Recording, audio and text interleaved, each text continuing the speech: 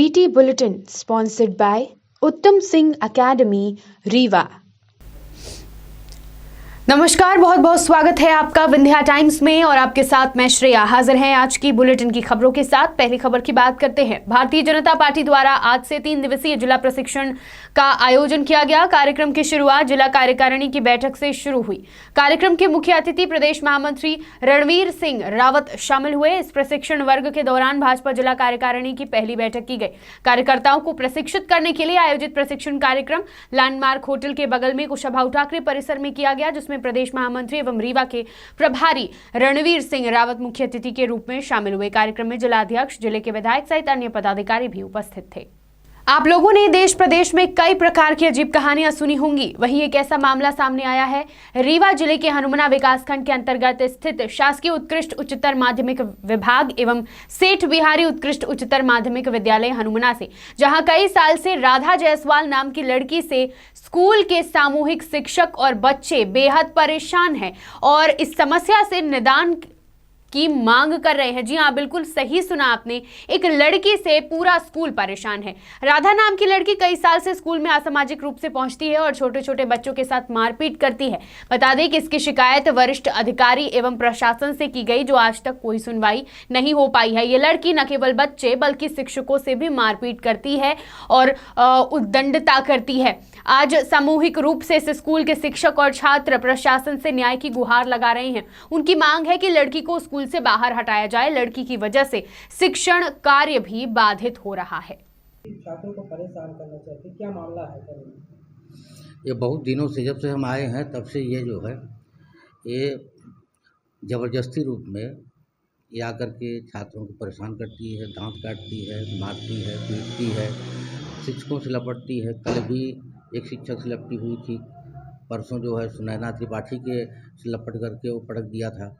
यानी ये पठन पाठन में बहुत ही व्यवधान डाल रही है। सर, असामाजिक रूप से परेशान थे, कहीं आपने शिकायत किया? हमने कलेक्टर को शिकायत किया, एसडीएम साहब स्वयं आकर के देखे, यहाँ पर थाने पर बराबर हम सूचना देते रहे, लेकिन कोई प्रक्रिया नहीं हुई उससे। वही लड़की के द्वारा बताया गया है कि वो यहाँ पढ़ाती है, क्या वो नियुक्त है? नहीं, कुछ भी नियुक्ति नहीं है। ये ज़बरदस्ती आकर के जो है यहाँ पर कक्षाओं में जाकर के लड़कों को परेशान करती है। यहाँ जिले में एक प्रेमी जोड़े ने एसपी ऑफिस पहुंचकर गुहार लगाई है। मामला रीवा जिले के अतरेला थाना क्षेत्र का है, जहां एक बालिग जोड़े ने मंदिर में शादी रचाई, जिसके बाद लड़की के परिजन लगातार उनकी शादी का विरोध कर रहे हैं। इस पूरे मामले में लड़की ने अपने ही परिजनों पर आरोप लगाया और अपने ही उसने कहा कि वह उसको और उसके ससुराल वाले को उसका परिवार परेशान कर रहा है, प्रताड़ित कर रहा है, जिसके बाद लड़की और लड़का दोनों ही पुलिस के पास पहुंचे।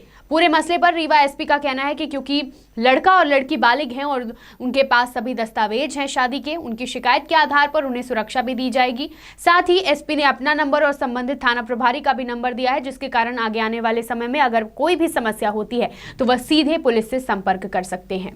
अभी जो युवक युवती आए हुए हैं, उन्होंने बताया है कि दोनों लोग बालिग हैं और अपनी मर्जी से शादी करके रह रहे हैं। इस विषय में लड़की के घर वालों ने गुम इंसान दर्ज कराया था थाने में, जिसकी तफ्तीश थाने वालों ने प्रारंभ की थी। अब जब जानकारी में आया है कि दोनों लोग साथ में हैं, दोनों मेजर हैं, अपने डॉक्यूमेंट बता रहे हैं, तो उसे देखते हुए थाना प्रभारी को बताया गया है कि लड़की के परिवार वालों को भी बता दिया जाए और इनकी सुरक्षा भी की जाए। साथ ही साथ जो हमारे पास आए हैं फरियादी, इनको हम थाना का नंबर, थाना प्रभारी का नंबर और मेरा नंबर भी देके भेज रहे हैं, जिससे किसी प्रकार की कोई समस्या अगर इनको बीच में लगती है तो डायरेक्ट हमको वो बता सकते हैं। अभी इस विषय में मैंने आपको बताया कि थाना प्रभारी मौके पर पहुंचकर मुआयना कर रहे हैं। अगर ऐसा कोई लगेगा तो जो भी लीगल एक्शन लेना है हम लोग वो भी लेंगे।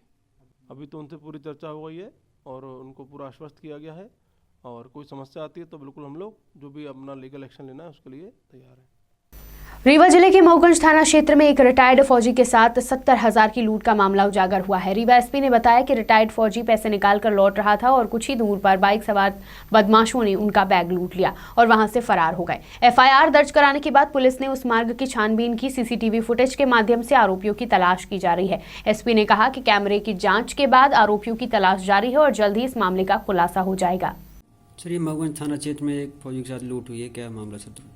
मऊगंज थाना क्षेत्र में एक व्यक्ति बैंक से पैसे निकाल कर निकले थे। उसके पश्चात कुछ दूरी पर जाने के पश्चात उनको मोटरसाइकिल से रोककर उनके साथ एक घटना को अंजाम दिया गया है। अभी एफआईआर रजिस्ट्रेशन के बाद हम लोगों ने उस मार्ग के सभी कैमरों पर काम करना शुरू किया, तो कुछ फुटेज उसमें हमें प्राप्त हुए हैं। उन फुटेज को हमने उस क्षेत्र में डिस्ट्रीब्यूट भी कर दिया है और हमारी टीम लगातार जो पूर्व के अपराधी हैं उनसे मैच करने का प्रयास भी कर रही है। तो आशा है कि अतिशीघ्र हम इस घटना का खुलासा कर देंगे। बात करते हैं बुलेटिन की अगली खबर की। रीवा जिले के तहसील अंतर्गत सिवनी गांव में साधु बाबा जी की 231वीं जयंती महोत्सव के पावन पर्व पर श्रीमद् भागवत महापुराण का भव्य आयोजन किया गया। इस कार्यक्रम का आयोजन तरुण तिवारी ठाकुर टोला तिवनी ने किया और इस कार्यक्रम की अध्यक्षता अंजनी प्रसाद तिवारी कर रहे हैं। यह आयोजन पिछले 29 नवंबर से आगामी 6 दिसंबर तक किया गया है, जिसमें रोजाना पूजन, आरती और भागवत महापुराण कथा के श्लोक का पाठ और कथा वाचन किया जा रहा है। कथा को सुनने दूर दूर से लोग श्री कृष्ण प्राणी मंदिर ट्रस्ट श्री साधु बाबा आश्रम गांव तिवनी पहुंच रहे हैं। सीधी जिले के ग्राम भेलकी में सड़क हादसे में एक महिला की मौत हो गई। जानकारी के मुताबिक चुरहट के मोहनिया घाटी तक की सड़क के क्षतिग्रस्त होने के कारण बाइक फिसल गई। उसी समय रीवा से सीधी की ओर जाने वाली कृष्णा बस आ रही थी और टकरा गई। इस हादसे में कृष्णा बस के बाइक से टकराने पर महिला के सिर में चोट लगी और सर फूट गया और महिला की घटनास्थल पर ही मौत हो गई। मृतक महिला का नाम रेशमा रजक बताया जा रहा है। मोहनिया चौकी प्रभारी प्रमोद तिवारी ने जानकारी देते हुए बताया कि शव को कब्जे में लेकर मर्ग कायम करते हुए शव को परीक्षण के लिए सामुदायिक स्वास्थ्य केंद्र चुरहट भेज दिया गया है। वहीं वैधानिक कार्यवाही शुरू की जा चुकी है। बता दें कि चुरहट की सियासी सड़क दुर्घटनाओं को लेकर अक्सर चर्चा में बनी रहती है। सड़क के खराब होने के कारण आए दिन दुर्घटनाएं होती रहती हैं और किसी बड़ी दुर्घटना की भी आशंका बनी रहती है। सीधी से अभिलाष मिश्रा की रिपोर्ट। सामुदायिक स्वास्थ्य केंद्र चुरहट में मबई ग्राम निवासी 30 वर्षीय सुनीता साकेत ने शाम एक साथ 3 बच्चों को जन्म दिया। तीनों में एक बेटा और 2 बेटियां हैं। प्रसव के बाद नवजात और मां पूरी तरीके से स्वस्थ हैं। महिला चुरहट तहसील अंतर्गत मवई गांव की है। बता दें कि चुरहट के सामुदायिक स्वास्थ्य केंद्र में पदस्थ डॉक्टर वरुण सिंह ने बताया कि 2 बच्चों के जन्म लेने का अंतराल 7 से 8 मिनट का था और पहले बच्चे के लगभग 30 मिनट के बाद 2 बच्चों को जन्म दिया गया। तीनों बच्चे और महिला पूरी तरीके से स्वस्थ हैं। जानकारी के अनुसार इस महिला ने पहला बच्चा लड़के के रूप में 5:40 पर और दूसरा बच्चा 6:32, वहीं तीसरा बच्चा 6:40 पर दोबारा एक बच्ची को जन्म दिया। डॉक्टर वरुण सिंह ने बताया कि जच्चा और बच्चा दोनों ही सुरक्षित हैं। बच्चे का जन्म साधारण प्रक्रिया में हुआ है। यह चुरहट क्षेत्र का पहला और जिले का दूसरा मामला है। चुरहट का यह पहला मामला है जब किसी महिला ने एक साथ 3 बच्चों को जन्म दिया। प्रसव पीड़ा होने पर सुनीता साकेत को सामुदायिक स्वास्थ्य केंद्र चुरहट में दाखिल किया गया, जहां उसने 3 बच्चों को जन्म दिया। सीधी से अभिलाष मिश्रा की रिपोर्ट।